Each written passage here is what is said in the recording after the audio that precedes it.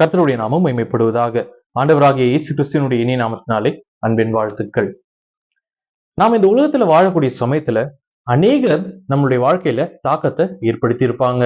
நாம அநேகரை பார்த்து நம்ம இன்ஸ்பயர் ஆகி அவர்களை போல வாழ வேண்டும், அவர்கள் சொல்லுவதை கேட்க வேண்டும் என்று சொல்லிலாம் நிறைய நேரங்கள்ல நம்ம எண்ணுகிறது உண்டு.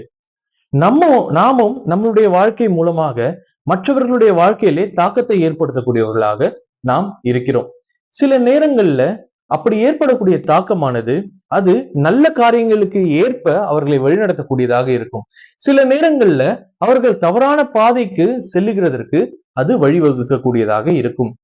அநேக நேரங்கள்ல மனிதர்கள் வழிமாறி போகிறதற்கான காரணமே மற்றவர்கள் இவர்களை தவறான விதத்திலே வழிநடத்துவதுதான், அல்லது அடுத்தவர்களை பார்த்து அவர்களுக்கு இருக்கக்கூடிய துர்பண்புகள் அல்லது அவர்களுக்கு இருக்கக்கூடிய கெட்ட பழக்க வழக்கங்களை பார்த்து இவர்களும் இன்ஸ்பயர் ஆகி என்ன செய்வாங்க அப்படின்னா கெட்ட வழியில, தீய வழியில செல்லக்கூடியவர்களாக இருப்பார்கள். இதுல இருந்து நான் சொல்ல வரக்கூடிய காரியம் என்னவென்று சொன்னா, ஒவ்வொருவரும் மற்றவர்களுடைய வாழ்க்கையிலே தாக்கத்தை ஏற்படுத்தக்கூடியவர்களாக இருக்கிறார்கள். விசுவாசிகளாக இருக்கக்கூடிய நாமும் அடுத்தவர்களை பார்த்து கற்றுக்கொள்கிறோம். நாமும் மற்றவர்களுக்கு நம்முடைய வாழ்க்கையின் மூலமாக அநேக காரியங்களை கற்றுக் கொடுக்கக்கூடியவர்களாக இருக்கிறோம். அப்போ கர்த்தராகிய இயேசு கிறிஸ்துவை ஏற்றுக்கொண்டு வாழக்கூடிய விசுவாசிகளாகிய நாம் மற்றவர்களுடைய வாழ்க்கையில எப்படிப்பட்ட தாக்கத்தை ஏற்படுத்த வேண்டும் என்கிறது தான் இன்றைக்கான தியானத்துல நாம படிக்க போகிறோம். ஒவ்வொரு நாளும் நாம் வாழக்கூடிய நம்முடைய வாழ்க்கையில ஒவ்வொரு நிமிடமும் ஒவ்வொரு நொடியும் மற்றவர்கள் நம்மை உற்று நோக்கி கொண்டே இருக்கிறார்கள்.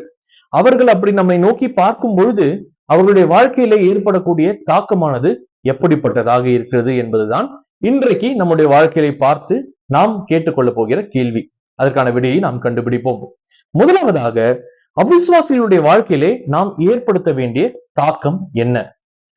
ஆண்டவராகிய இயேசு கிறிஸ்து இந்த உலகத்திலே வாழும் பொழுது அவர் மலை பிரசங்கத்திலே சொல்லும் பொழுது மத்தேயு 5வது அதிகாரம் அதனுடைய 16வது வசனத்திலே இப்படியாக சொன்னார், நீங்கள் உலகத்திற்கு வெளிச்சமாய் இருக்கிறீர்கள் அப்படின்னு சொன்னார். நாம் எல்லாருமே கர்த்தராகிய இயேசு கிறிஸ்துவை பிரதிபலிக்கக்கூடிய வெளிச்சமாக இருக்கிறோம். இன்னொரு வகையில சொல்ல வேண்டும் என்று சொன்னா, வெளிச்சம் எதற்கு பயன்படும்? சரியான பாதையை அறிந்து கொள்வதற்காக, எந்த ஒரு இடத்திலேயும் தடுமாறி செல்லாதபடிக்கு மிகவும் தெளிவான பார்வையுடையவர்களாக செல்லுகிறதற்கு, சரியான வழியை தேர்ந்தெடுத்து போக வேண்டிய இடத்திற்கு சரியாய் சென்று சேருவதற்கு நமக்கு வெளிச்சமானது தேவைப்படுகிறது. நாம் யாவரையும், அதாவது ரட்சிக்கப்பட்ட விசுவாசிகள் யாவரையும் கர்த்தராகிய இயேசு கிறிஸ்து வெளிச்சமாக இந்த பூமியிலே வைத்திருக்கிறார். அப்படி என்று சொன்னால் நாம் மற்றவர்களுக்கு பாதை காட்டக்கூடியவர்களாக, அவர்கள் சரியான பாதையிலே நடந்து செல்லுவதற்கு உதவக்கூடியவர்களாக இருக்க வேண்டியது அவசியம். அப்படி அவர்கள் எங்கே அவர்களை அழைத்து செல்ல வேண்டும் அப்படின்னு சொன்னா, கர்த்தராகிய இயேசு கிறிஸ்துவினிடத்திற்கு அவர்களை அழைத்து செல்லக்கூடிய வெளிச்சமாக நாம் காணப்பட வேண்டும். சரியான வழி எது? அதாவது ஜீவனை அடைவதற்கான சரியான வழி எது? அல்லது நித்திய மரணத்திலிருந்து தப்பித்துக் கொள்வதற்கான சரியான வழி எது என்பதை பாதை காட்டக்கூடியவர்களாக நாம் வெளிச்சமாக மற்றவர்களுக்கு காணப்பட வேண்டியது அவசியம். அப்போ நாம் அவிசுவாசிகளுடைய வாழ்க்கையிலே தாக்கத்தை ஏற்படுகிறோம் என்று சொன்னால் அந்த தாக்கமானது அவர்களை கர்த்தராகிய இயேசு கிறிஸ்துவின் இடத்திற்கு வழிநடத்த வேண்டுமே அன்றி வேறு எந்த இடத்திற்கும் வழிநடத்தக்கூடாது. அப்போ கர்த்தராகிய இயேசு கிறிஸ்துவின் இடத்திலே சென்று அடைவதற்கு மற்றவர்களுக்கு உதவக்கூடிய வெளிச்சமாக அடுத்தவர்களுடைய வாழ்க்கையில நாம் தாக்கத்தை ஏற்படுத்த வேண்டியது அவசியம். இது முதலாவது விஷயம். இரண்டாவதாக, நாம் விசுவாசிகளுடைய வாழ்க்கையில எப்படியாக தாக்கத்தை ஏற்படுத்த வேண்டும்? நாம எபிரேயருடைய புத்தகம் அதனுடைய 10வது அதிகாரத்தினுடைய 24, 25வது வசனத்திலே நாம் வாசிப்போம் என்று சொன்னால், மேலும் அன்புக்கும் நற்கிரியைகளுக்கும் ஏவப்படும்படிக்கு, சரியா, நீங்கள் ஒருவரை ஒருவர் கவனித்து சபை கூடுகிறதிலே சிலர் விட்டுவிடுகிறது போல நீங்களும் விட்டு விடாமல் ஒருவருக்கொருவர் புத்தி சொல்ல கடவும், நாளானது எவ்வளவாய் சமீபித்து இருக்கிறதை நீங்கள் பார்க்கிறீர்களோ அவ்வளவாய் புத்தி சொல்லுங்கள் என்று சொல்லப்பட்டிருக்கு. விசுவாசிகளுடைய வாழ்க்கையிலே ஒருவருக்கொருவர் அன்பு காட்டி ஒருவருக்கொருவர் நற்கிரியைகளை செய்து அவர்களை நாம் ஊக்குவிக்கக்கூடியவர்களாக இருக்க வேண்டும். அவர்களை கவனித்துக் கொள்ளக்கூடியவர்களாக நாம் இருக்க வேண்டும். அவர்களுடைய வாழ்க்கையில் இருக்கக்கூடிய எல்லா காரியங்களையும் நாம் நம்மளுடைய நற்கிரியைகளின் மூலமாக அவர்களுக்கு நாம் உதவக்கூடியவர்களாக இருக்க வேண்டியது அவசியம். இதற்காக தான் நம்மை கர்த்தராகிய இயேசு கிறிஸ்து இந்த உலகத்திலே வைத்திருக்கிறார். அதற்காக தான் சபையை நமக்கு கொடுத்திருக்கிறார். நாம் சபைக்கு செல்லும் பொழுது நாம் ஆறுதல் அடைவது மாத்திரமல்ல, நாம் நல்ல காரியங்களை செய்வதற்கு ஏவப்படுகிறது மாத்திரமல்ல, மற்றவர்களையும் ஆறுதல் படுத்த வேண்டும், அவர்களையும் நாம் கவனிக்க வேண்டும், அவர்களையும் நாம் தேற்றி ஆதரிக்க வேண்டும். அவர்களும் நல்ல பண்புகளை செய்கிறதற்கு அவர்களை தூண்டிவிடக்கூடிய நிலைமையிலே நம்மளுடைய வாழ்க்கையானது அவர்களுடைய வாழ்க்கையிலே தாக்கத்தை ஏற்படுத்த வேண்டியது அவசியமான ஒரு காரியமாக இருக்கிறது. இது இரண்டாவது விஷயம். மூன்றாவதாக நாம் எப்படி தாக்கத்தை ஏற்படுத்த வேண்டும் என்று சொன்னால், நாம் வேதாகம வசனத்தை மற்றவர்களுக்கு கற்பிப்பதன் மூலம்.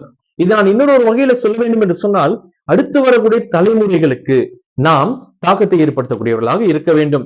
நீதிமொழிகளுடைய புத்தகம் 22வது அதிகாரம் அதனுடைய 6வது வசனத்திலே இப்படியே சொல்லப்பட்டிருக்கு, பிள்ளையானவனை நடத்த வேண்டிய வழியிலே அவனை நடத்து, அப்பொழுது அவன் முதிர் வயதிலும் அதை விடாதிருப்பான் என்று சொல்லப்பட்டிருக்கு. நாம் அடுத்து இருக்கக்கூடிய நம்முடைய தலைமுறைகளை அநேக நேரங்களில் நாம் கவனிக்காமல் விட்டு விடுகிறோம்.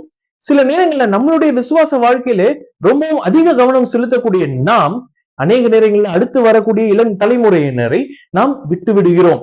அப்படி நாம் செய்யாதபடிக்கு அவர்களுடைய வாழ்க்கையிலே கர்த்தராகிய இயேசு கிறிஸ்துவை சரியான விதத்திலே போதிக்க வேண்டிய கடமை கட்டாயம் நமக்கு இருக்கிறது என்பதை நாம் மறந்துவிடக் கூடாது.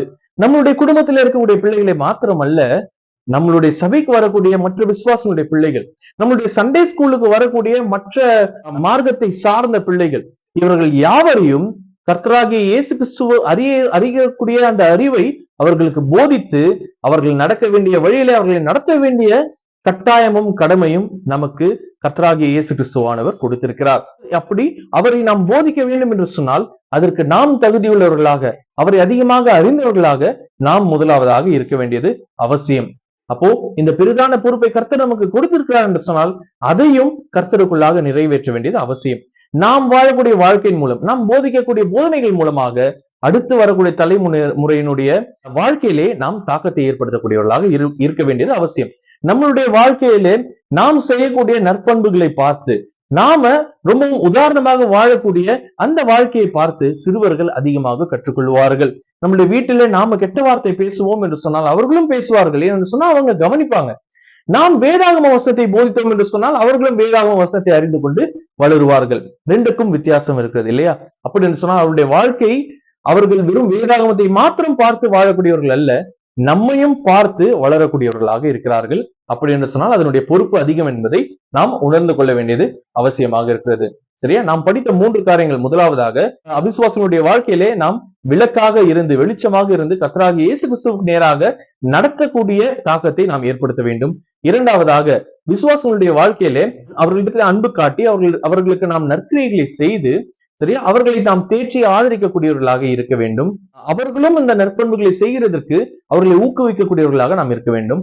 மூன்றாவதாக, சிறு பிள்ளைகள், அடுத்து வரக்கூடிய தலைமுறை, அவர்களுடைய வாழ்க்கையிலே கர்த்தராகிய இயேசு கிறிஸ்துவை அறியும் அறிவை அவர்களுக்கு நாம் போதித்து அவர்களை இயேசு கிறிஸ்துவுக்கு நேராக வழிநடத்தக்கூடியவர்களாக நாம் இருக்க வேண்டும். கர்த்தருக்கு சித்தமானால் வரக்கூடிய நாட்களிலே ஒவ்வொரு நாளும் நாம் எல்லாருடைய வாழ்க்கையிலேயும் தாக்கத்தை ஏற்படுத்தக்கூடியவர்களாக வாழ்கிறதற்கு கர்த்தர் நமக்கு உதவி செய்யட்டும். கர்த்தருடைய நாமம் மாத்திரமே மகிமைப்படுவதாக. ஆமென்.